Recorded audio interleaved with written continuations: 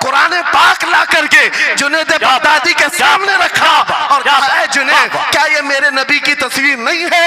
आंखें देखना हो तो पढ़ो, मा ज़ागल बसर हुआ मा तगा, चेहरा देखना हो तो पढ़ो, वद्दुहा वल्लैलि इज़ा सजा, हाथ देखना हो तो पढ़ो, वमा रमैत इज़ रमैत वलाकिन्नल्लाह रमा, अगर कदम देखना हो तो पढ़ो, ला उक़सिमु बिहादल बलद व अंत हिल्लुम बिहादल बलद, अगर सीना देखना हो तो पढ़ो, अलम नशरह लका सदरक व वदअना अन्का विज़रक, अगर इस नबी की गुफ्तार देखना हो पढ़ो, वमा यंतिकु अनिल हवा इन हुवा इल्ला वहयु यूहा, इस महबूब की अताएं देखना हो तो पढ़ो, इन्ना आतैना कल कौसर।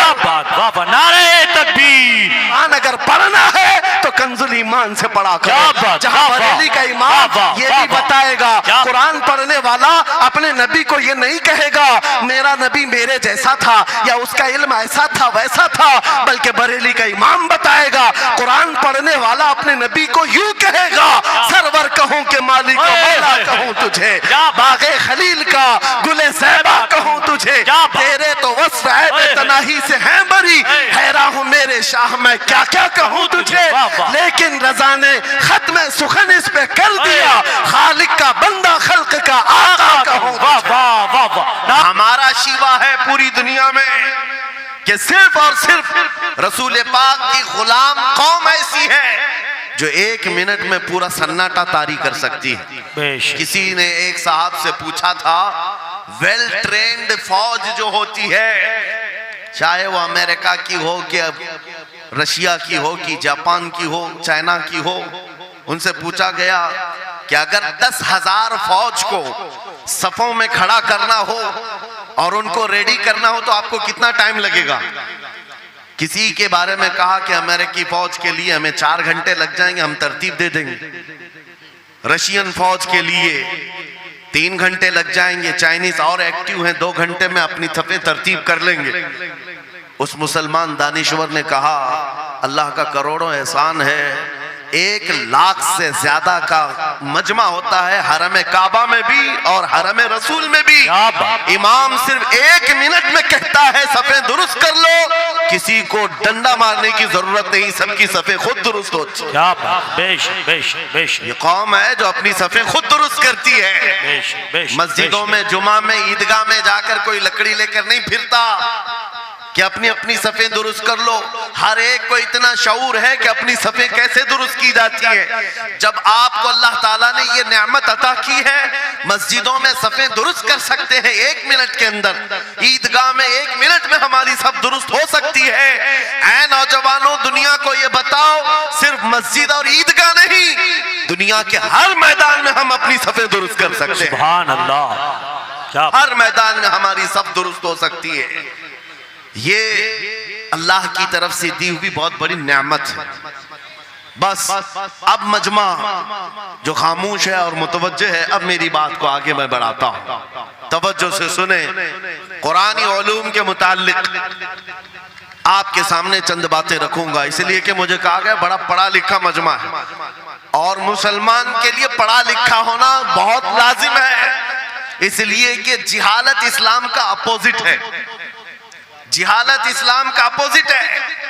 आपको एक बात मैं बताऊं, जब भी कहा जाता है दौरे इस्लाम, यानी हुजूर सल्लल्लाहु अलैहि वसल्लम की आमद के बाद के हालात को दौरे इस्लाम कहते हैं, उससे पहले वाले जमाने को दौरे जिहालत कहते हैं। जबकि इस्लाम का अपोजिट तो कुफ्र होना चाहिए, कुफ्र होना चाहिए। ये दौरे इस्लाम है और इससे पहले दौरे कुफ्र था। नहीं, दौरे इस्लाम से पहले वाले दौर को दौरे जिहालत कहते हैं, इसलिए कि बताना है इस्लाम और जिहालत दो अपोजिट चीजें हैं, दो अपोजिट चीजें हैं। जाहिल हो और मुसलमान हो उसे ज़ेब नहीं देता।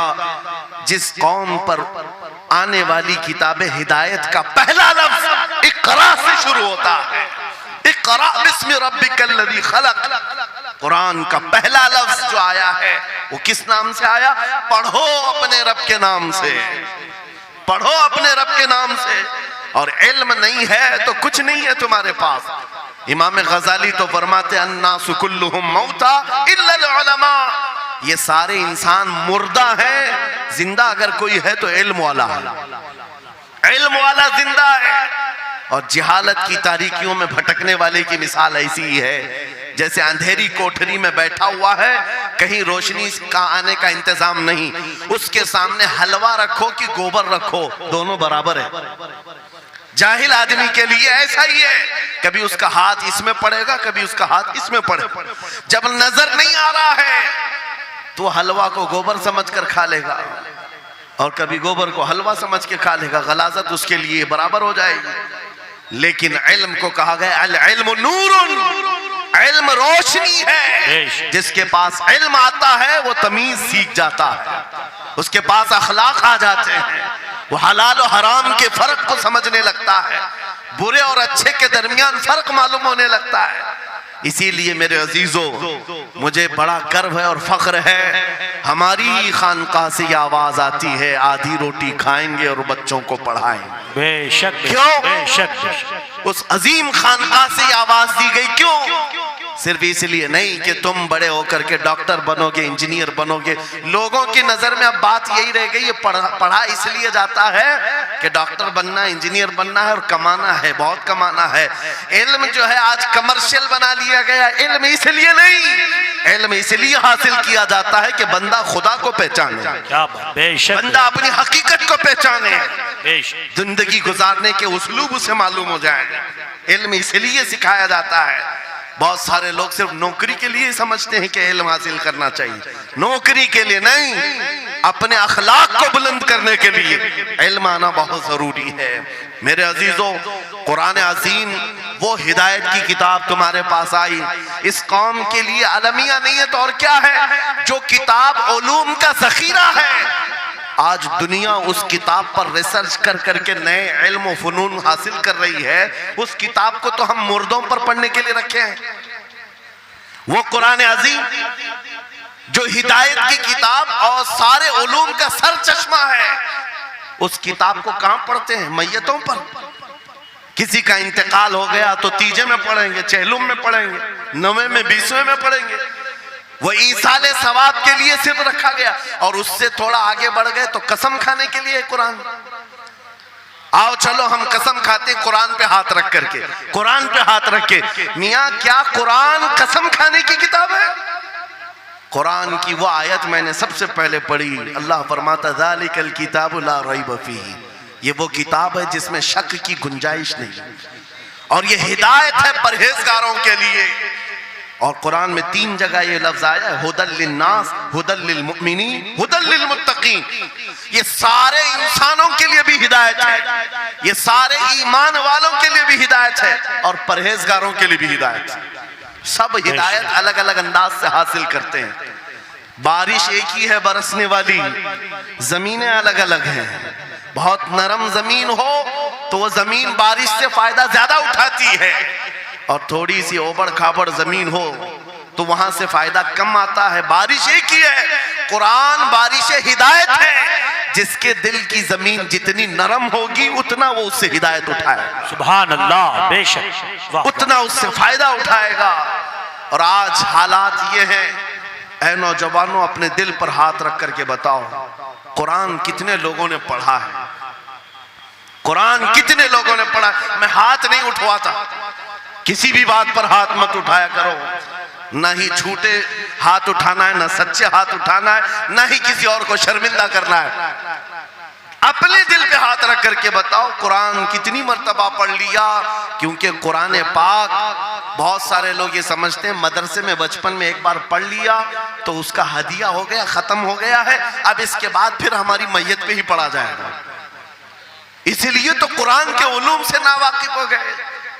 अरे समझना तो दूर की बात, देख करके पढ़ना भी मुश्किल है। आज लोगों का देख कर पढ़ना मुश्किल हो गया। कुरान तुम्हारे पास बहुत सारी किताबें नहीं है, बहुत सारे ग्रंथ नहीं, बहुत सारे वेद नहीं है जिनका शुमार ही नहीं है। तुम्हारे पास ओनली वन, एक किताब कुरान पाक, ऐसी महफूज किताब जिसके बारे में अल्लाह ताला खुद फरमाता है सूरह कमर में, वलक़द यस्सरनल कुरआन लिज़िक्रि फहल मिन मुद्दकिर।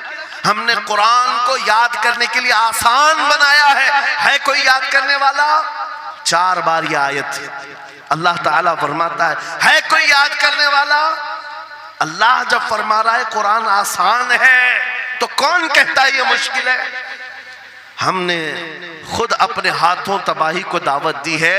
दर्स कुरान को अगर हमने न भुलाया होता, ये जमाने ने जमाना न दिखाया होता, वो जमाने में मुअज़्ज़ज़ थे।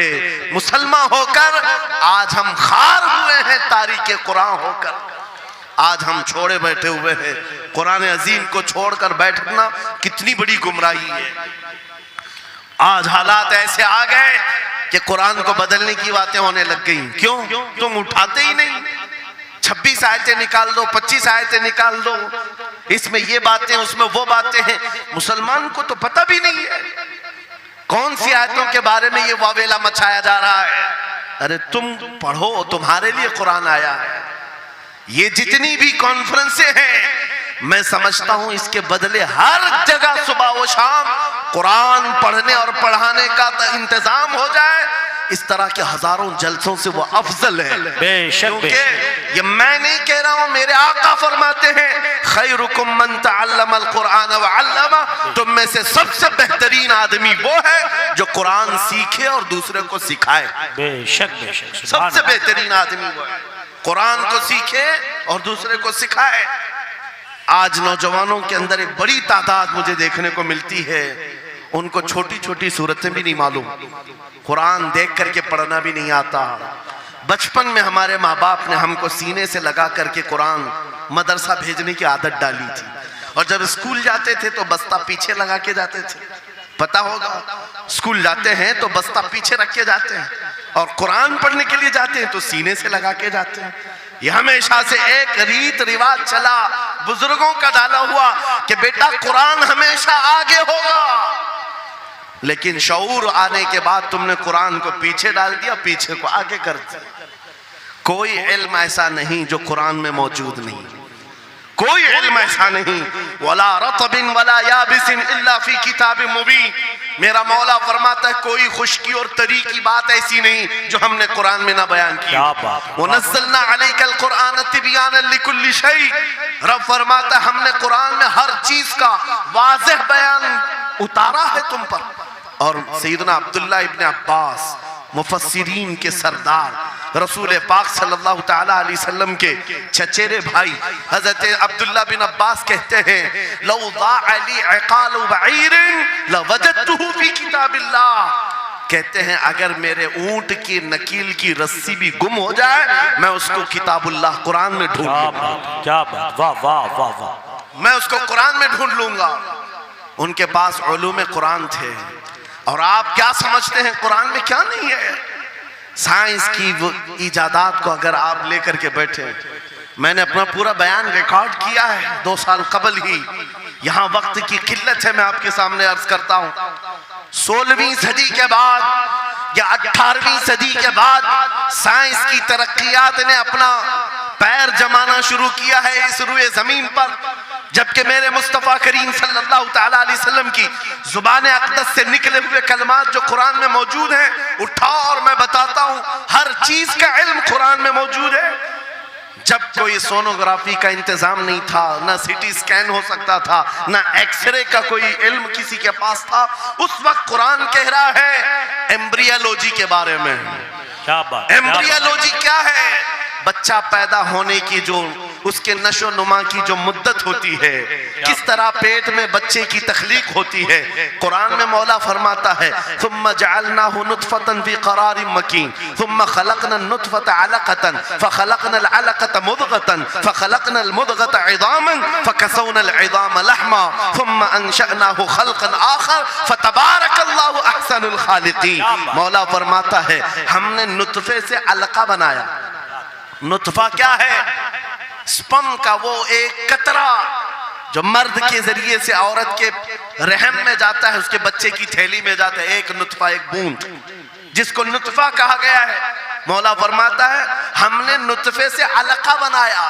अलका किसको कहते हैं? साइंस में पढ़ने वाले अगर स्टूडेंट्स हो तो समझ जाएंगे। अगर कोई मेडिकल साइंस का कोई स्टूडेंट है तो उसे मालूम होना चाहिए एम्ब्रियोलॉजी में चिपचिपा हुआ च्युइंगम जो होता है उसको अलका कहते हैं अरबी में। और आज साइंस ये कहती है कि पहले बाप के नुतफे के एक कतरे से एक छोटा सा खून का टुकड़ा बनता है जो चिपचिपा होता है, फिर उसके बाद एक गोश्त का टुकड़ा होता है, फिर उसके बाद उसमें हड्डियां बनती हैं, फिर उसके बाद उस पर चमड़ियां आती हैं, फिर उसके बाद उसकी आंखें, सारी चीजें बन जाती हैं। ये प्रोसेस है 9 महीने माँ के पेट में, और हर एक के वीक्स गिने हुए हैं। फर्स्ट वीक में क्या होता है, सेकेंड वीक में क्या होता है, थर्ड वीक में क्या होता है, एम्ब्रियोलॉजी का पूरा इल्म है। साइंस आज 21वीं सदी में इस एम्ब्रियोलॉजी को तुम्हारे सामने ला रही है। अरबों के उस दौर की बात कर रहा हूं जहां लोगों को घर बनाने का इल्म नहीं था, और कुरान माँ के पेट में पैदा होने वाले बच्चे की तख्लीकात बयान कर रहा है। नारे तकबीर, नारे रिसालत, फैज़ाने कुरान मुक़द्दस, फैज़ाने शेखुल मशाइख, नारे तकबीर, नारे रिसालत। वाह वाह। मशहूर साइंसदान है फ्रैंक प्रेस नाम से, जिसने ये थ्योरी दुनिया को बताई कि अर्दियात, जमीन के अंदर जो वसात हो रही है, और उसके बाद उसने कहा था, फ्रैंक प्रेस नाम का अंग्रेज मौर्रिख और अंग्रेज साइंसदान ने कहता है जमीन जो है पानी के ऊपर है, और ऐसे ही पानी के ऊपर कोई चादर बिछा दी जाए तो कभी चादर इधर हो सकती, कभी उधर हो सकती है। इस चादर को मजबूत रखने के लिए इस पर पहाड़ों का होना बहुत जरूरी है। ये 19वीं सदी में फ्रैंक प्रेस कह रहा है, और मेरा मौला कुरान में फरमाता है, अल्लाह ताला फरमाता है, वल जिबाल औतादा, हमने पहाड़ों को मेख बना करके जमीन पर गाड़ा। वाह वाह, बेशक कि जमीन को हिलने नहीं देते पहाड़। अर्दियात का इल्म, एस्ट्रोनॉमी के बारे में, एस्ट्रोलॉजी के बारे में कुरान में मौजूद उलूम आप पढ़ो। जूलॉजी के बारे में, जानवरों के उलूम के बारे में कुरान में पढ़ो। रब ताला परिंदों के उन अशकाल के बारे में बयान फरमा रहा है, ये झुंड के झुंड जाते हैं, जमात की जमात होती हैं। चूंटियों के बारे में पूरी सूरह मौजूद है, इनके खाना तकसीम करने का तरीका क्या है, इनके एक दूसरे को पुकारने का तरीका क्या है, इनमें जब एक चूंटी मर जाती है तो उसको दफनाने का तरीका क्या है। ये कौन बयान कर रहा है? ये कुरान बयान कर रहा है, कुरान पाक बयान कर रहा है। जब तरक्कियात इस कदर आगे आ गई कि मशीनों के सहारे से आज जर्रे को देखा जाता है, परखा जाता है, और फिर दुनिया को बताया जाता है ये हमारी तहकीक है, और कुरान उस जमाने में बयान कर रहा है। मेरे अजीजों, एक बात बताता हूँ, 18वें पारे में सूरह नूर में एक आयत आई है, उस आयत के बारे में मैं बताता हूँ बाद में। लेकिन 18वीं सदी में एक साइंसदान जो अमेरिका की सफर पर था, उसने अटलांटिक ओशियन में एक जगह ऐसी देखी जहां पर इतना अंधेरा है कि हाथ निकालो तो भी नजर नहीं आए, सूरज की रोशनी भी नहीं पड़ती। वापस आकर के उसने कहा मैंने एक ऐसी जगह दरियाफ्त की है जहां सूरज की रोशनी ही नहीं पड़ती और अपनी आंखों को कुछ नजर नहीं आता। अगर हाथ निकाल करके देखो, समंदर के बीचों बीच अटलांटिक ओशियन, ये कोई तालाब का नाम नहीं है। ये लंबा सफर तय करके कोई एक जगह को ढूंढ लिया एक साइंसदान, और आकर के दुनिया को बता रहा है मैंने एक ऐसी जगह मालूम की जहां पर खूब अंधेरा होता है, हाथ भी नजर नहीं आता। जब वो आकर के बताता है, एक आलिम रब्बानी ने कुरान की आयत पढ़ी, मौला कुरान में फरमाता है, इज़ा अखरजा यदहु लम यकद यराहा व मन लम यजअलिल्लाहु लहू नूरन फमा लहू मिन नूर। कुरान में अल्लाह फरमाता ज़ुलुमातुम बअदुहा फौक़ बअद। एक जगह हमने ऐसी बनाई है जहां अंधेरियों पर अंधेरियां हैं, जहां हाथ भी निकालोगे तो हाथ नजर नहीं आएगा। कुरान में 1400 साल पहले ये जब बात आई, उस साइंसदान को बताया गया, ये तो अल्लाह ने कुरान में बयान किया है। अब और ताज्जुब की बात क्या है, सुनो। वो आया साइंटिस्ट, कहा ये किसकी बयान की हुई किताब है? कहा मोहम्मद रसूलुल्लाह की, मक्का में पैदा हुए, मदीने में जिंदगी गुजारी, आखिर दिन की। उसने कहा मैं उनके बारे में जानना चाहता हूँ, हो सकता है वो समंदरों के बहुत बड़े माहिर थे, वो समंदरी उलूम के बारे में बहुत कुछ जानते थे, उन्होंने जिंदगी का बहुत सारा हिस्सा समंदरों के सफर में गुजारा होगा। उस जमाने में उनको अटलांटिक ओशियन में मौजूद ये अंधेरा कैसे पता चला? ताज्जुब की बात है, हैरत की बात है। जब उस साइंसदान से कहा गया, ए अजीज, हकीकी बात तो यह है कि पूरी 63 साला जिंदगी में मेरे आका एक बार भी समंदर के पास नहीं गए, एक बार भी इत्तेफाक नहीं हुआ। तब वो कहता है जो बंदा कभी समंदर के सफर पर गया ही नहीं और वो अटलांटिक ओशियन में मौजूद अंधेरियों की बात करता है तो फिर ये अपने पेट से नहीं, ये अल्लाह की बात कर रहा है। क्या बात, बेशक ये बेशक खालिक समंदर की बात कर रहा है, बेशक। जिसने वो अंधेरियां पैदा की। मेरे अजीजों, आपसे मेरा खिताब इसलिए है कि जो ज़ख़ीरे अल्लाह ताला ने हमारी किताब मुक़द्दस में रखे हैं, इसको हल करते करते लोगों के बाल सफेद हो गए और तुम तो अखलाक सीखने के लिए ऐसे लोगों के पास जाते हो जिनको पेशाब करने का तरीका नहीं मालूम। क्या बात, बेशक। कुरान के उलूम क्या कम है तुम्हारे पास। अब मैं आता हूं, ये तो साइंसी बातें हो गई, मैथमेटिक्स तो पूरा कुरान में इतना है, बयान करते करते मैं सुबह कर डालूं। कुरान पाक के अददी एजाजात, कुरान पाक के हिसाब, रियाजी, मैथमेटिक्स के फंडे, बहुत कुछ है। फिजिक्स के बारे में है, ज्योग्राफी के बारे में है, अलजिब्रा के बारे में है, साइंस के बारे में है। ये तमाम उलूम तो एक मिसाल के तौर पर मैं आपके सामने रख रहा हूँ, लेकिन अफसोस मैं उस कौम से बात कर रहा हूँ जिस कौम ने कुरान को छूना भी बंद कर दिया है। जाकर के देखें, आज ही जाकर के देखें, घरों के अंदर तुम्हारे टीवी, फ्रिज और वॉशिंग मशीन तो धूल से साफ होंगे, रोजाना साफ करते होंगे, कुरान को हफ्ते हो गए कभी छुआ भी नहीं। गर्द जमी हुई, धूल लगी हुई है। कुरान के साथ ये नाइंसाफी बंद कर दो, कुरान के साथ ये दोहरा मेयार बंद करो। आपको पता है क़यामत के दिन मेरे आका फरमाते हैं जो दो चीजें जिसकी हिमायत में आ गई उसको जन्नत में जाने से कोई नहीं रोकेगा, और दो चीजें जिसके खिलाफ खड़ी हो गई फिर उसको दोज़ख में जाने से भी कोई नहीं रोक सकता। हुजूर से पूछा गया वो दो चीजें क्या हैं? हुजूर फरमाते हैं जिसकी हिमायत में रमजान और कुरान खड़े हो गए उसका जन्नत में जाना तय हो जाता। क्या बात, वाह वाह। और जिसके खिलाफ खड़े हो गए रमजान और कुरान, हुजूर फरमाते फिर उसका दोज़ख में जाना तय हो जाता। अल्लाह अकबर। अल्लाह के रसूल, दानाए गुयूब, कायनात के सरदार मेरे आका दुआ करते हैं अल्लाहुम्मा जअलिल कुरान हुज्जतन लना ला हुज्जतन अलैना। ये मेरे नबी की दुआ है। आप तवज्जो करें, हुजूर जब ये दुआ कर रहे हैं, ऐ अल्लाह कुरान को क़यामत के दिन मेरा हिमायती बना, मेरे खिलाफ ना बना। क्या बात, वाह। साहिब कुरान खुद कह रहे हैं क़यामत के दिन इसको हमारे खिलाफ ना खड़ा कर, कुरान को हमारा हिमायती बना। ऐ लोगों, हम कौन सी जिंदगी गुजार रहे हैं आज?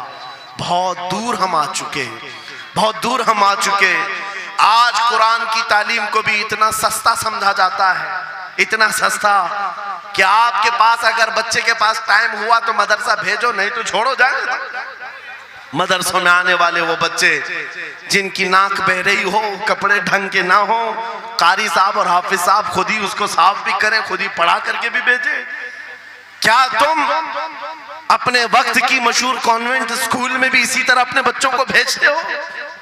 वहां पर गैर हाजिरी से कितना डरते हो, अपनी छुट्टियां तर्क कर देते हो, रिश्तेदारों से मिलना बंद कर देते हो। नहीं, बच्चे की स्कूल छूट सकती है, लेकिन कुरान के साथ कैसा दोहरा सलूक है, कुरान के साथ कैसा मेयार है। आपको मैं बताता हूं, इमाम हमारे सिराजुल उम्मा इमाम आजम अबू हनीफा रज़ी अल्लाह ताला अन्हु अपने बेटे को जिस कारी कुरान के पास पढ़ने के लिए भेजा करते थे, कारी साहब ने इमाम आजम के बच्चे को पूरा कुरान पढ़ा दिया। नाजरा कुरान की बात कर रहा हूं। जब पूरा कुरान बच्चे ने पढ़ लिया तो इमाम आजम अबू हनीफा को ये मुबारकबादी दी गई कि आपका बच्चा पूरा कुरान पढ़ चुका है हाफिज साहब के पास। तो हाँ, इमाम आजम बड़े ताजिर थे अपने जमाने के। उन्होंने क्या किया, उस कारी साहब को 4 लाख दिरहम नजराने में भेजा। सुभान अल्लाह। कितना? 4 लाख दिरहम चांदी के सिक्के होते थे। इमाम आजम अबू हनीफा ने जैसे ही कारी साहब के पास जो कुरान पढ़ाए थे ये नजराना भेजा, उनके पास ये नजराना पहुंचा, 4 लाख तो छोड़ो, आज के जमाने में 4000 भी किसी को देता नहीं। हाफिज कुरान अगर किसी बच्चे को पढ़ाया है, और मैं मांग भी नहीं रहा हूं कौम से, इमाम आजम की बात बता रहा हूं। जब नजराना कारी साहब को पहुंचा, उन्होंने देखा 4 लाख दिरहम मेरे पास आए, इतनी बड़ी रकम, बच्चे को खाली कुरान ही पढ़ाया था। दौड़े दौड़े वापस इमाम आजम अबू हनीफा के दौलत कदे पर आ गए। घर पर आए, कहा हुजूर आपसे मैं ये पूछना चाहता हूँ कहीं गलती से तो ये रकम मेरे पास नहीं आ गई, ये किस लिए दी गई है? कहा कि ये तो आपने कुरान बच्चे को पढ़ाया, मैंने हदियतन भेजा है। कहा हुजूर सिर्फ नाजरा कुरान ही तो पढ़ाया, इतनी बड़ी रकम। इमाम आजम अबू हनीफा ने कहा कारी साहब आज चले जाओ, और अपने बेटे को बुलाया, इधर आ बेटा, कल से इस हाफिज के पास पढ़ने के लिए तू हरगिज नहीं जाएगा, कल से इसके पास तू इल्म हासिल करने नहीं जाएगा। बच्चे ने पूछा हुजूर क्या हो गया? कहा जो बंदा मेरे 4 लाख दिरहम को कुरान से बड़ा समझता है, मैं उसके पास अपने बेटे को नहीं पढ़ा सकता। मैंने तो कुरान का एक हर्फ की कीमत नहीं अदा की, उसने कुरान के ऊपर मेरी रकम को समझ लिया। आज हमने कुरान को कहां समझ लिया है? वो इमाम आजम अबू हनीफा फरमाते हैं जो कुरान से ज्यादा माल को अहमियत देता है उसके पास बच्चों को पढ़ाओ भी मत, ना पढ़ाओ। अजीजा ने गिरामी वक़ार, हमारा ये दोहरा सलूक, हमारा ये दोहरा मेयार कुरान के साथ जो हमारी नाइंसाफी है, हमें अखलाकी पस्ती में लाकर खड़ा कर चुकी है, अखलाकी पस्ती में लाकर खड़ा कर चुकी है। अरे हम देख रहे हैं आयरा गैरा नत्तू खेरा हमें सिखाने आ रहा है, बढ़ाने आ रहा है कि तुम्हें डेवलपमेंट के बहुत सारी चीजें बताई जाती है कि तुम्हारी पर्सनालिटी डेवलपमेंट क्या होती है। अलीगढ़ वाले तो नौजवान बहुत सारे जो स्टूडेंट्स हैं जानते होंगे, बीए कर लिया, एमए कर लिया, बीकॉम कर लिया या कुछ भी कर लिया, डिग्री हासिल कर लिया। बड़ी बड़ी कंपनियां आज पूछती हैं कि इसके पास पर्सनालिटी डेवलपमेंट है या नहीं। ये क्या है पर्सनालिटी डेवलपमेंट? कुछ बड़े बड़े शहरों के नौजवान हमारे पास आए थे, कहा हम कोर्स कर रहे हैं। कहा मैंने पूछा इसमें होता क्या है? कहा इसमें सिखाया जाता है बैठना कैसा है, लोगों से मिलना कैसे है, खाने के लिए बैठे तो चम्मच कहाँ रखना है, बर्तन कहाँ रखना है, लोगों से हैंडशेक कैसे करना है, ये सारी चीजें सिखाई जाती हैं। मैं नौजवानों से पूछा कि अच्छा कितने महीने का? कहा कहीं 6 महीने का, कहीं साल भर का।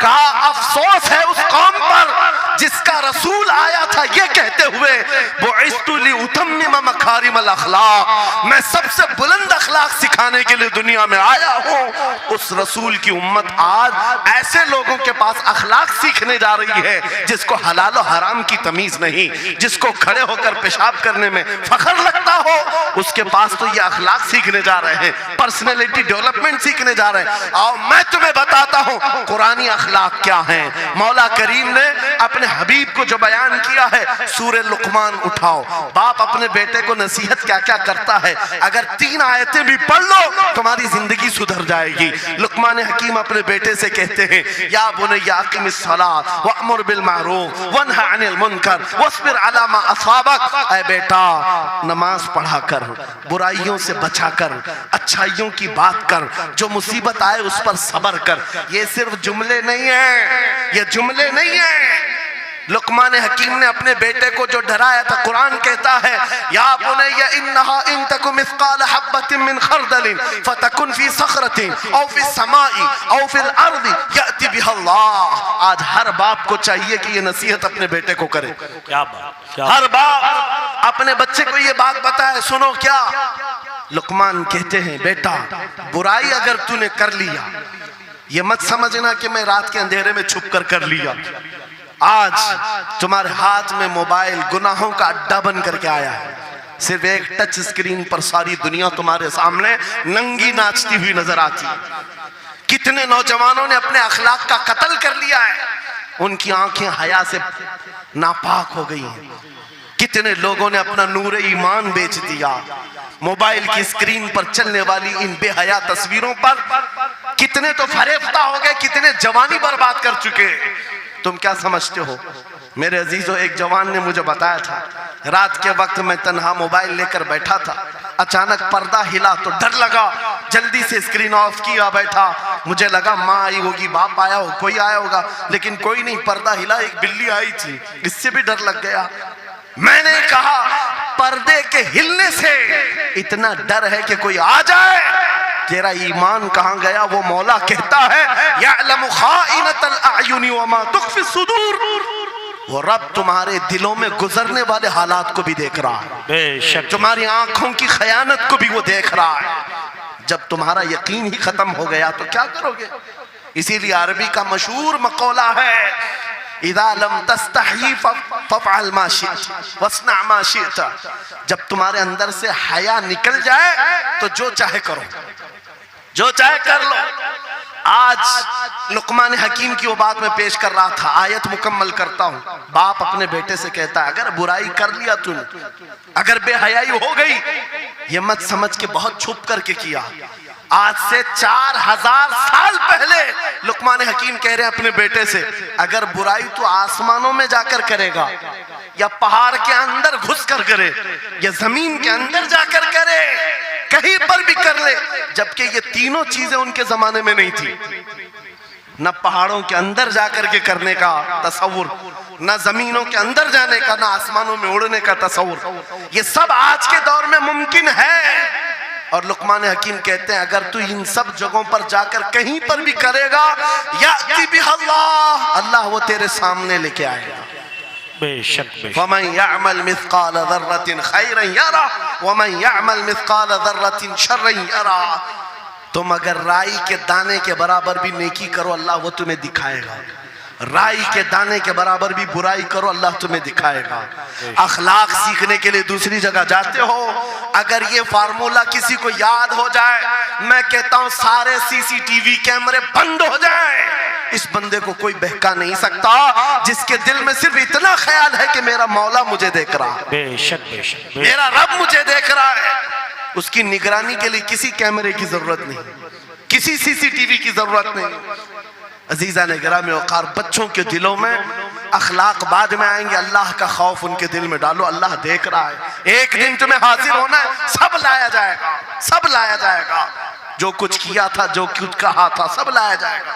लुकमान हकीम ने अपने बेटे को अखलाक सिखाया। क्या सिखाया? वक़्सिद फी मशीका वग़्दुद मिन सौतिका इन अनकरल अस्वाति लसौतुल हमीर। चलना हो तो मियाना अंदाज में चलो, ऐसे नहीं कि अकड़ कर चलना है या झुक कर चलना है। एतदाल के साथ चलो और आवाज को नरम रखा करो। बेशक कुरान कहता है सबसे बुरी आवाज गधे की आवाज है। लोग आज चिल्लाते हैं, एक दूसरे को ठट्टे मारते रहते हैं। ये महफिलों के आदाब भी नहीं, ना ही तुम्हारे अखलाक हैं। इसीलिए शेख सादी ने फरमाया है, तामर्द सुखन न गुफ्ता बाशद ऐबो हुनरश न हुफ्ता बाशद। जब तक आदमी बात नहीं करता, उसकी अच्छाइयां भी मालूम नहीं होती, उसकी बुराइयां भी नहीं मालूम होती। बेशक जब बात करता है तो पता चल जाता है इसके अखलाक कैसे हैं। बात करता है तो समझ में आ जाता है कौन सी कैटेगरी का है। इसलिए अपनी जुबान को ऐसी रखो कि दुनिया तुम्हें आला नस्ल का समझ सके। बात करो तो तमीज के साथ, चीख पुकार करना, एक दूसरे को इस तरह से बात करना नौजवानों में आज आम हो गया। कुरान कहता है अपनी आवाजों को पस्त करो। एक और बात रब फरमाता है, वला तुसइर खद्दक लिन्नास, लोगों को से मुंह मोड़ करके बात मत करना। सामने तुम्हारे कोई खड़ा है और तुम इधर घूम करके बात कर रहे हो, ये आज फैशन हो गया है। पीछे पलट करके बात करना, इधर देख करके उसको बात करना, लोग ये समझते हैं फैशन है। मेरा मौला फरमा रहा है ये अखलाक से गिरी हुई हालत है। जब बात करो तो आमने सामने, लोगों से मुंह टेढ़ा करके बात ना करना। ये अखलाक कौन सिखा रहा है? ये कुरान अजीम है। तुम पर्सनालिटी डेवलपमेंट सीखने की बात कर रहे हो, तालीमात इस्लाम को छोड़कर क्या पर्सनालिटी डेवलपमेंट हासिल कर पाओ? तुम्हारे पास सब कुछ है लेकिन सीखना नहीं चाहते। आज तक नौजवानों में से मुझे कोई मिला नहीं इस तरह से कि लोग आते हैं, मुफ्ती साहब बीवी को 2 तलाक दे दिया, 3 तलाक दे दिया, अब क्या करना है, इद्दत कैसे गुजारना है? या ज्यादा से ज्यादा दारुल इफ्ता में आते हैं, मुफ्तियान इकराम होंगे, झगड़े के मसाइल लेकर के आते हैं, बाप मर गए, इसको कितना मिलना है, इसको कितना मिलना है। अरे जिंदगी गुजर गई, कभी आ करके ये क्यों नहीं पूछा मेरे घर में मंगनी हो रही है, शादी हो रही, ये बताएं मेरे मुस्तफा ने कैसे शादी की? क्या बात है, क्या बात, बेशक। ये क्यों नहीं पूछा? मैं बीमार हो गया हूं, मुझे बताएं रसूलुल्लाह ने बीमारी के आलम में क्या कहने का हुक्म दिया? क्या बात। अगर तलब हो मेरे नबी के पीछे चलने की तो बंदा ढूंढ ढूंढ कर चलेगा, बेशक ढूंढ ढूंढ कर चलेगा। बेशक हजरत इमाम अबू यूसुफ के बारे में और बाद ने इमाम अहमद बिन हम्बल के बारे में कहा कि आपने कलिंगड़ खाने का बहुत शौक था। तरबूज, आप तरबूज कहते हैं? हाँ, हमारे यहाँ मुंबई में इसको कलिंगड़ कहते। और उन्होंने ये कहा कि ये सुन्नत भी है। मुझे रिवायत मिली है कि हुजूर ने भी खाया लेकिन जिंदगी भर खाए नहीं। मुरीदीन ने पूछा कि हुजूर जब सुन्नत भी है और आपको शौक भी है, खाते क्यों नहीं? कहते हैं अब तक मैं वो तरीका ढूंढ रहा हूं कि मेरे नबी ने कितने टुकड़े करके खाए। अल्लाहु अकबर, अल्लाहु अकबर, वाह वाह। मुझे वो जो तरीका चाहिए। हुजूर के पीछे चलने वाला ढूंढ ढूंढ करके अमल करता है। और आज हमने जिंदगियां ऐसी बनाई हुई हैं कि लगता है दारुल इफ्ता मुफ्ती और उलमा सिर्फ तलाक के लिए हैं, ये इद्दत के मसले पूछने के लिए, विरासत के मसले पूछने के लिए। अरे हमें भी काम दो, हम ढूंढ ढूंढ कर तुम्हें बताएं मेरे नबी चलते कैसे थे, मेरे नबी बात कैसे करते थे, लोगों से मुसाफा कैसे करते थे, लोगों के सामने आते तो कपड़े कैसे पहनते थे, मेरे नबी की नमाजें कैसी थी, हुजूर जब दस्तरखान पर बैठते कहां से शुरू करते कहां से खत्म करते। इस काम पर भी तो उलमा को लगाया करते ताकि तुम्हें पता चलता मुझे कहीं और से अखलाक सीखने की जरूरत नहीं, दुनिया के सारे अखलाक मेरे नबी के कदमों में मौजूद है। नारे तकबीर, नारे रिसालत, फैज़ाने खानकाए बरकत, फैज़ाने खानकाए बरकत, शेरे रज़ा, शेरे रज़ा, फैज़ाने शेखुल मशाइख, नारे तकबीर, नारे रिसालत, वाह वाह। दर्स कुरान को अगर हमने न भुलाया होता, ये जमाने ने जमाना न दिखाया होता। इको बंद कर दो, इको। कुरान पाक के सिलसिले में मुझे बयान करने का हुक्म दिया गया, बस मैं वही बातें कर रहा हूं। मैं आपको अपने मौजू से जो मुताल्लिक है वो बातें अर्ज करता हूं। कुरान क्या तमीज सिखाता है। आज घर घर के अंदर जो एक बहुत बड़ी बला आई हुई है, हर तीसरा चौथा घर ये शिकायत लेकर के आता है बेटा हाथ से निकल गया, बेटी हाथ से निकल गई। माँ बाप इस बात के लिए रोज परेशान है, बेटा हाथ में नहीं आता, बेटी हाथ में नहीं आती। जहां ये जवान हुए 10वीं पास किया, ये मुंह दिखाते हैं हमको, आंख फिराते हैं हमको। फरमा बरदार बच्चों की कमी बहुत कम हो गई। गलती इन बच्चों की नहीं, उन माँ बाप की भी है। तुमने इनकी तरबियत तो खिलौनों से की है। इनकी तरबियत में तो तुम चाहते थे कि हर संडे इनको पिकनिक पर ले जाएं, बच्चा खुश हो जाएगा, इनको घुमाएंगे फिराएंगे, जो बच्चा मांगेगा सब ला कर देंगे।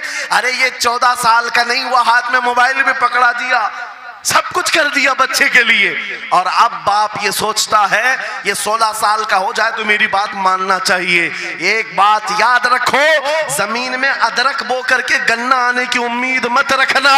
बेशक बेशक, जो बोते हो वही फसल आती है। मेरे नबी ने फरमाया अल्लिमु औलादकुम सलासा खिसालिन हुब्ब नबीकुम व हुब्ब अहली बैतिही व तिलावतल कुरानिल करीम। मेरे आका की हदीस है, हुजूर फरमाते हैं अपनी औलाद को सबसे पहले 3 बातें सिखाओ, 3 बातें सिखाओ।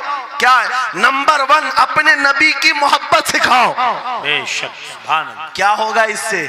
तुम जिस बात के लिए आज परेशान हो ना, 16 साल के बाद मेरा बच्चा मेरा फरमाबरदार बने, याद रखो तुम अगर इस बच्चे को नबी की मोहब्बत डालो, 16 साल नहीं तुम्हारा बेटा 60 साल का होगा, तब भी सर झुकाकर तुम्हारे साथ खड़ा रहे। क्या बात, बेशक बेशक। तुम उसके दिल में अल्लाह रसूल की मोहब्बत डालो, अल्लाह तुम्हारी मोहब्बत उसके दिल में डाले। बेशक बेशक, ये रिटर्न दिया जाता है। नंबर 1 अपने नबी की मोहब्बत, नंबर 2 रसूल पाक के अहले बैत की मोहब्बत। मेरे आका फरमाते हैं बच्चों को सिखाओ। तीसरी चीज कुरान की तिलावत। ये 3 चीजें सिखाओ सबसे पहले बच्चों को। लेकिन इन 3 चीजों से तो हम बच्चों को छोड़ ही चुके। सबसे पहली चीज जो सिखानी थी वो अपने नबी की मोहब्बत। अजीजा ने गिरामी वखार, आज घर घर के अंदर ये जो मुसीबतें आई हैं, माँ बाप की नहीं सुनता। माँ बाप अगर जवान लोग अभी शादी कर रहे हैं तो अभी से तय कर लो, बच्चा होगा, ये ख्वाब नहीं देखेंगे पहले इसको क्या बनाना है। तुम अगर अल्लाह उसके रसूल की मोहब्बत डालने की ख्वाब लेकर उस बच्चे की तरबियत करो, इंशाअल्लाह वो डॉक्टर भी बनेगा, इंजीनियर भी बनेगा, प्रोफेसर भी बनेगा, लेकिन साथ में आशिक रसूल भी बने। सुभान अल्लाह, सुभान। और जहां ये दौलत लेकर के खड़ा होगा, इश्क़े रसूल की दौलत लेकर खड़ा होगा, और प्रोफेसर भी हो जाए, डॉक्टर भी हो जाए, कुछ भी हो जाए।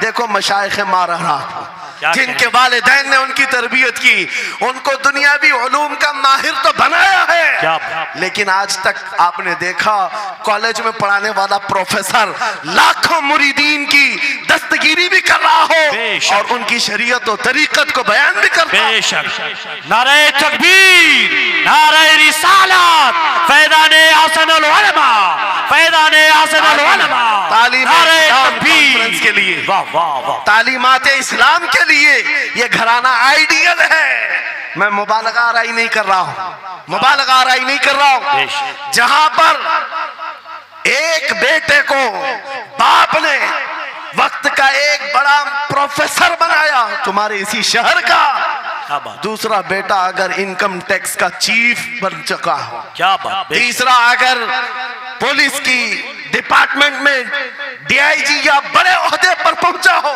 लेकिन हमने हर एक को देखा, चाहे ये दुनिया के किसी मकाम पर जाएं, जब ये अपने असलाफ की बारगाह में आते हैं तो सर झुकाए हुए शरीयत के तरीकत के संगम नजर आते। क्या बात, बेशक बेशक। इसलिए कि इनकी तरबियत सिर्फ और सिर्फ ट्यूशन के बहाने नहीं छोड़ दी गई थी, क्या कहने, लोगों की गोद में डालकर। जैसे आज लोगों को लगता है बच्चे को पढ़ाने के लिए महंगी स्कूल दे दो, अच्छी से अच्छी स्कूल, और बच्चा आए तो शाम में ट्यूशन के लिए किसी टीचर या प्रोफेसर को दे दो।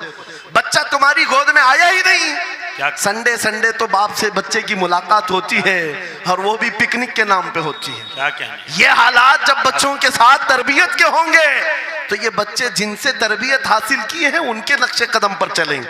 लेकिन तुम अगर शरीयत का ट्रांसफर चाहते हो, स्कूल भी पढ़ाओ, ट्यूशन भी पढ़ाओ, लेकिन इश्क़े रसूल की दौलत अपने सीने से इनके सीने में डालो। बिल्कुल, बेशक बेशक। अजीज़ान गिरामी, मेरा मौला फरमाता है, वक़ज़ा रब्बुका अल्ला तअबुदू इल्ला इय्याहु व बिल वालिदैनि इहसाना, माँ बाप के साथ भलाई का हुक्म मेरा मौला फरमाता है। रब ने तुम्हारे फैसला किया है अल्लाह के सिवा किसी की इबादत ना करो, वालिदैन के साथ अच्छा सलूक करो। और कैसा सलूक, वला तकुल्लहुमा उफ़्फ़िन वला तनहरहुमा, उनको उफ तक ना कहो, उनको झिड़क कर बात ना करो। नौजवानों याद रखो, जिस दिन तुमने अपनी माँ या अपने बाप को उल्टा जवाब देना शुरू किया, उस दिन से तुम पर रिज्क के दरवाजे बंद हो जाते हैं, बरकत के दरवाजे बंद हो जाते हैं। और ये तो बड़ी बात है, हजरत मौलाना रोम फरमाते हैं, माँ या बाप बच्चे को बात करने में जिस दिन डरने लग जाए, पता नहीं मेरा बेटा क्या समझेगा बोलूं, जिस दिन वो तुमसे बात करने में डरने लग जाए, समझ लो दुनिया का सबसे बुरा दिन तुम्हारा शुरू हो चुका है, अल्लाहु अकबर, शुरू हो चुका है। होना तो ये चाहिए कि तुम्हारी जवानी नहीं, तुम्हारी उम्र बीतने को आ गई, अगर माँ बाप को अल्लाह ने सलामत रखा, चाहे वो बूढ़े बिस्तर मर्ज पर हो, उस वक्त भी अदब के बाजू फैलाए हुए हो, अदब के बाजू। आपको पता है सहाबा इकराम बैठे, मेरे आका सल्लल्लाहु अलैहि वसल्लम, एक खातून आई, रसूल खड़े हो गए, अपनी चादर बिछाया, उस खातून को बिठाया। सहाबा कहते हैं हमने एक खातून को, आई हुई खातून को इतना अदब करते हुए रसूलुल्लाह को पहली बार देख रहे थे। वो खातून आई, बैठी, मुस्कुराई, बातें की और चली गई। सहाबा ने पूछा या रसूल अल्लाह, इस खातून का अदब क्या है? मेरे आका फरमाते हैं ये मेरी दाई, मेरी दूध पिलाने वाली माँ हलीमा सादिया, पैदा हुए नहीं, दूध पिलाई हुई माँ का यह अदब मेरे नबी ने सिखाया। ये अखलाक कुरान के हैं मेरे अजीजों, कुरान के हैं। याद रखो नौजवानों, इन बूढ़े माँ बाप को आज जितने लोगों ने तरसाया है और उन्हें घुट घुट कर जीने पर मजबूर किया है, वह आज की रात तौबा करके जाएं, तौबा करके जाएं, मुसाफा करें, उनके हाथ चूमें। ये तुमसे क्या तमन्ना रखते हैं? बस इतनी कि तुम अपने पैरों पे खड़े हो जाओ, ढंग का कमाना सीख जाओ। नौजवान को इनका डांटना बुरा लगने लगता है, माँ बार बार चिल्लाती है, बाप बार बार डांटता है, घर छोड़कर भाग गया। फिर उसके बाद याद रखो अल्लाह ताला ऐसे जूतों पर तुम्हें डाल देता है जो तुम्हारी हैसियत के भी नहीं होते, कमतर लोग तुम्हें हाँकते रहते हैं। इससे बेहतर है हमें पैदा की हुई माँ, हमें दूध पिलाई हुई माँ अगर डांटती है, कोसती है, मारती है, ये नेमत है। एक नौजवान के बारे में मैं अक्सर कहा करता, हमारे साउथ का था, बड़ा बिगड़ा हुआ। माँ मेरे पास आई थी, कह रही थी इसको समझा ले, मैं बेवा हूं, इसका बाप बचपन में मर गया, ये बच्चा 2 साल का था, मेरा शोहर मर गया, मैं घरों की पतेलियां मांझ करके इस बच्चे को बड़ा की हूं, लेकिन आज ये औबाश बन गया है। बदमाशों की दोस्ती। मैंने उस नौजवान को बुलाया था, अपने करीब किया, समझाया, अल्लाह ने उसको समझ दे दी। वो लड़का थोड़ा बहुत सीधे रास्ते पर आया और बेंगलुरु गया था कमाने के लिए।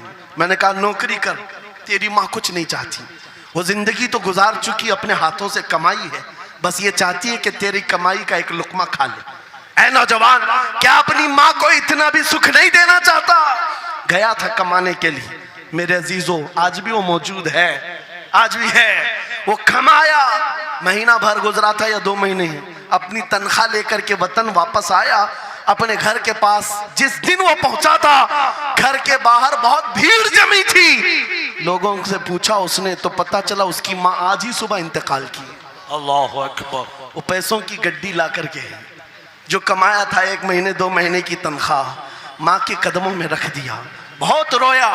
ये बात मैं तकरीरों में इसलिए कहता हूँ, उसने कई बार कहा मुफ्ती साहब नौजवानों को सिर्फ इतनी बात कहें, मैं इस अजाब में रोज मरता हूँ। मेरी माँ जिंदगी भर लोगों के जूठे मांझ करके मुझे खिलाती रही और मैं एक लुकमा मेरी माँ को खिला ना सका। जिस दिन मैं लाया था पैसे, ये तो दुनिया से चल पड़ी। मुझे आज रोज इस बात का गम सताता है। आप नौजवानों से खिताब करते हैं, कम से कम इनसे कह दें कि तुम्हारे माँ बाप जिंदा हैं, होश में आ जाओ, अपने हाथों से उनको खिला तो सको, उनके हाथ पकड़कर चला तो सको। इसलिए कि दुनिया की अजीम नेमत है, जिसका बाप जिंदा है, जिसकी माँ जिंदा है, उसके हक में वो दुआ कर ले। मेरे आका फरमाते हैं नबियों की दुआ उम्मत के बराबर जो होती है, वो बाप की दुआ बेटे के बराबर होती है। आज मैं गुफ्तगू समेटता हूँ, ख़त्म कर देता हूँ, इसलिए कि अखलाक इस्लाम बहुत वसी मौजू है, बहुत वसी मौजू है। लेकिन आपके लिए सिर्फ इतनी बात काफ़ी है कि कुरान को छोड़ करके अगर दूसरी जगह सीखने जाओगे तो मारे मारे फिरोगे। आज वापस आ जाओ उसी कुरान पर जिसको मेरे आका ने हमारे उरूज का जरिया बनाया है, हमारी तरक्की का रास्ता बनाया है। जानते हो जब दुनिया के पास पार्लियामेंट नहीं थी, चलाने के लिए उसूल नहीं थे, पूरी दुनिया को कुरान ने उसूल बताए हैं, कानून बताए हैं। इस एक कुरान से फिक़ह हनफी मिला, फिक़ह शाफ़ई मिला, फिक़ह हम्बली मिला, फिक़ह मालिकी मिला। ये तो 4 मैंने नमूने बताए, 1 2 नहीं 18 फिक़ह की तदवीना पूरी दुनिया में मौजूद है। इस कुरान पर लिखी जाने वाली तफसीरों की तादाद पूरी दुनिया की किताबों से सबसे ज्यादा है। 700 तफसीरों के नाम मेरे पास मौजूद है, हर तरह से अलग अलग तफसीर की गई है। दुनिया की मुख्तलिफ जुबानों में इसके तर्जुमे किए गए। वो एक कुरान ऐसा है जो आज भी बबांगे दुहल पूरी दुनिया को चैलेंज कर रहा है। अगर तुम अल्लाह की बात को झूठा मानते हो, कुरान की तरह एक आयत ला करके बता दो, एक सूरत ला करके बना दो। आज दुनिया तरक्की बहुत कर चुकी होगी, टेक्नोलॉजी पर ये पाबंदे सलासिल कर चुकी और चांद पर कमंदे डाल चुकी, सूरज की शुआओं को कैद करके करंट बना दिया हो, सयाल मादे से दुनिया ने केमिकल बना दिया, सब बना दिया। लेकिन एक बात तय है, पूरे इंसान मिल जाएं, पूरे जिन्नात मिल जाएं, मेरा मौला फरमाता फिर भी वो कुरान के मिसल नहीं ला सकते। बेशक बेशक, वाह, कुरान के मिसल नहीं ला सकते। ये मौजज़ा तुम्हारे पास है, ये मौजज़ा तुम्हारे पास है। दुनिया के पास ये दौलत नहीं। उठो वगरना हश्र न होगा फिर कभी, दौड़ो के जमाना चाल अपनी चल गया। मेरे अजीजों, आखिरी बात ये सारे उलूम तो कुरान में हैं, अखलाक भी कुरान में है, तिजारत के उसूल भी हैं, शादीशुदा जिंदगी के उसूल भी हैं, माँ बाप के साथ हुस्न सलूक भी है, बच्चों की तरबियत भी है, पड़ोसियों से मामलात भी है, उस्ताद और शागिर्द के हुकूक भी बयान किए गए हैं। ये सारे फील्ड अपनी जगह पर, लेकिन कुरान का जो गाज़ा है, कुरान की जो रूह है, कुरान का जो खालिस शहद है, वो क्या है? कुरान पढ़ने वाले को सबसे बड़ी दौलत अगर कोई मिलती है तो अपने नबी से बेइंतहा इश्क करने की दौलत मिलती है। आगाज से आखिर तक कुरान है नाते मुस्तफा, महबूब के बयान का कैसा अनोखा ढंग है। जुनैद बगदादी के जमाने में एक आर्टिस्ट आया था, एक मुसव्विर, लोगों की मुंह बोली तस्वीर खींचता था। अगर कोई आता अपनी महबूबा के बारे में कहता, उसकी आंखें ऐसी, उसकी नाक ऐसी, उसकी भवें ऐसी, उसकी पेशानियां ऐसी, वो उसी तरह से तस्वीर निकालता था। आर्टिस्ट था और लोगों की कतारें लगी थी अपने अपने महबूब महबूबाओं की तस्वीरें निकालने के लिए, इसलिए कि आपकी तरह मोबाइल उस जमाने में नहीं थे जो हर घड़ी खींच लिया करें। वो जुनैद बगदादी का दौर, आर्टिस्ट तस्वीर निकालता था। जब ये बात पता चली, हजरत जुनैद बगदादी भी उस मुसव्विर के घर चले गए, लाइन में खड़े हो गए। जब आपका नंबर आया तो उस मुसव्विर ने पूछा, मौलाना आपका क्या काम है? वक्त के सैयद ताइफा का मैंने सुना है तू लोगों के महबूबाओं की तस्वीरें खूबहू खींच कर देता है, मैं चाहता हूं मेरे भी महबूब की तस्वीर खींचो। वाह वाह। तो उसने कहा बताओ, कलम लिया बैठा, बताइए आपके महबूब का हुलिया क्या है? जुनैद बगदादी कहने लगे, मेरा महबूब कायनात का सबसे हसीन चेहरा रखने वाला, जिसकी भवें ऐसी थी, जिसके गाल ऐसे थे, जिसकी पेशानी ऐसी थी, जिसके हाथ ऐसे, जिसके पैर ऐसे। उस मुसव्विर ने पूछा बताओ नाम क्या है? जुनैद बगदादी ने कहा मुहम्मदुर रसूलुल्लाह। उस मुसव्विर ने कहा रुको जरा, ये तस्वीर तो ऑलरेडी मेरे पास बनी बनाई रखी है। जुनैद बगदादी ने कहा ये कैसे? लोगों की ऑर्डर पर तू तस्वीर बनाता है, मेरे महबूब की तस्वीर पहले से कैसे रखी है? उस मुसव्विर ने कहा बात दरअसल ये है, आप जिससे मोहब्बत करते मैं भी उससे मोहब्बत करता हूँ, हम दोनों का महबूब एक है, इसलिए तस्वीर पहले से बनी रखी है। जुनैद बगदादी ने कहा अच्छा लाओ तो जरा हमारे महबूब की तस्वीर देख तो ले। वो मुसव्विर अंदर गया और कुरान पाक ला करके जुनैद बगदादी के सामने रखा और कहा जुनैद क्या ये मेरे नबी की तस्वीर नहीं है? आंखें देखना हो तो पढ़ो, मा ज़ागल बसर हुआ मा तगा, चेहरा देखना हो तो पढ़ो, वद्दुहा वल्लैलि इज़ा सजा, हाथ देखना हो तो पढ़ो, वमा रमैत इज़ रमैत वलाकिन्नल्लाह रमा, अगर कदम देखना हो तो पढ़ो, ला उक़सिमु बिहादल बलद व अंत हिल्लुम बिहादल बलद, अगर सीना देखना हो तो पढ़ो, अलम नशरह लका सदरक व वदअना अन्का विज़रक, अगर इस नबी की गुफ्तार देखना हो पढ़ो, वमा यंतिकु अनिल हवा इन हुवा इल्ला वहयु यूहा, इस महबूब की अताएं देखना हो तो पढ़ो, इन्ना आतैना कल कौसर। बाबा नारे तकबीर, नारे रिसालत, फैज़ाने कुरान मुक़द्दस, फैज़ाने कुरान मुक़द्दस, फैज़ाने खानक़ाह मारहिरा, आगाज से आखिर तक कुरान है नाते मुस्तफा, महबूब के बयान का कैसा अनोखा ढंग है। ये तालीमात इस्लाम कॉन्फ्रेंस है, कुरान की तालीमात से ये बात मुझे कहना जरूरी था। कुरान सिर्फ अखलाक की तालीम नहीं, सिर्फ मुआशियात की तालीम नहीं, बल्कि कुरान इश्क रसूल की तालीम देता है और हुब्बे रसूल सिखाता है।